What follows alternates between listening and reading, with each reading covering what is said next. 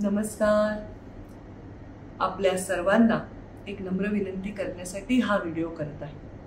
दरवर्षी 3 जून हा दिवस येतो तेव्हा आपल्या सगळ्यांना हृदयामध्ये कालवल्यासारखं होतं. मुंडे साहेबांसारखा नेता आपलं ऊर्जास्थान, आपलं शक्तिस्थान, आपलं प्रेरणास्थान, आपलं श्रद्धास्थान आपल्यातून गेला 3 जून या दिवशी. माझा पिता हरवला, तुमचा नेता हरवला. माझ्या पित्यावर, माझ्या नेत्यावर तुम्ही स्वतःच्या पित्याहीपेक्षा जास्त प्रेम केलं. 10 वर्ष जाऊन देखील झाले असले तरी न चुकता तुम्ही गोपीनाथ गडाला 3 जूनला मुंडे साहेबांच्या पुण्यस्मरणाच्या दिवशी येता. यावेळी एक योगायोग आलेला आहे की 3 जूनला मुंडे साहेबांची पुण्यतिथी आणि 4 जूनला लोकसभेची काउंटिंग आहे. 4 जूनला काउंटिंग असल्यामुळे जिल्ह्याच्या ठिकाणी 3 जूनलाच मुक्कामाला सर्व कार्यकर्त्यांना काउंटिंग एजंटला जावं लागतं, कारण पहाटे उठूनच त्यांना काउंटिंगसाठी जावं लागतं. मला ही अडचण पूर्णपणे लक्षात आहे.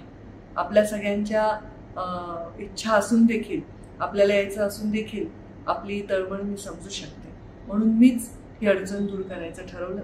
मी आपल्या सर्वांना नम्र विनंती करते, आपण जिथे आहात तिथूनच मुंडे साहेबांचं पुण्यस्मरण आपण करा.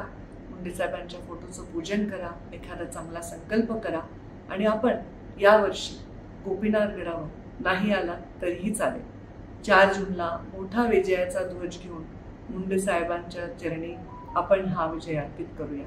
आपल्या सर्वांना विनंती करते, यावेळी नाही आलात याची बिलकुल मनामध्ये कुठल्याही प्रकारे दुःख बाळगू नका. आपण पुढच्या वेळी मुंडे साहेबांच्या पुण्यतिथीच्या निमित्ताने खूप चांगले समाज उपयोगी कार्यक्रम घेऊन, फार मोठ्या प्रमाणामध्ये समाजाची सेवा करणारे कार्यक्रम घेऊन, तेव्हा फार मोठ्या संख्येने तुम्ही तेव्हा उपस्थित राहा.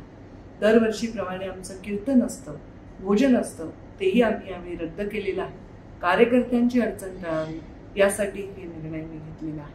त्यामुळे आपल्या सर्वांना विनंती करते, महाराष्ट्रातील समस्त लोकांना, की यावेळी 3 जूनला आपण कृपया गोपीनाथ गडावर येऊ नये.